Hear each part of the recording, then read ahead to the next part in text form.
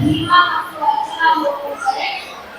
ಆಗ ಅಶ್ವತ್ಥಾಮಾಚಾರ್ಯರು ಮತ್ತು ಅರ್ಜುನ ಇಬ್ರು ಬ್ರಹ್ಮಾಸ್ತ್ರ ಒಬ್ಬರೊಬ್ಬರು ಬಿಡ್ತಾರೆ. ಆಗ ಮಧ್ಯದಲ್ಲಿ ವೇದವ್ಯಾಸ ದೇವರು ಆ ಎರಡು ಬ್ರಹ್ಮಾಸ್ತ್ರವನ್ನು ತಡೆಯುತ್ತಾರೆ. ಅರ್ಜುನನಿಗೆ ಬ್ರಹ್ಮ ಆದರೆ ಅರ್ಜುನ ಬ್ರಹ್ಮಾಸ್ತ್ರವನ್ನು ತಗೊಂಡ ಅಶ್ವತ್ಥಾಮಾಚಾರ್ಯರಿಗೆ ಬ್ರಹ್ಮಾಸ್ತ್ರವನ್ನು ತಗೊಳ್ಳಿಕ್ಕೆ ಯಾಕಂದ್ರೆ ಅಶ್ವತ್ಥಾಮಾಚಾರ್ಯರು ದುರ್ಯೋಧನೆಯಿಂದ ತನ್ನ ಸಂತಾನವನ್ನು ಮುನ್ನಡೆಸುತ್ತದೆ ಎಂದು ಪ್ರಮಾಣ ಮಾಡಿದಾಗ ಅವರ ಬ್ರಾಹ್ಮಣತ್ವ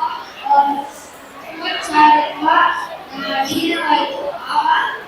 ಅದಕ್ಕೆ ಅಶ್ವತ್ಥಾಮಾಚಾರ್ಯರಿಗೆ ಬ್ರಹ್ಮಾಸ್ತ್ರವನ್ನು ಮತ್ತೆ ತೆರೆದುಕೊಳ್ಳಲಿಕ್ಕೆ ಆಗಲಿಲ್ಲ.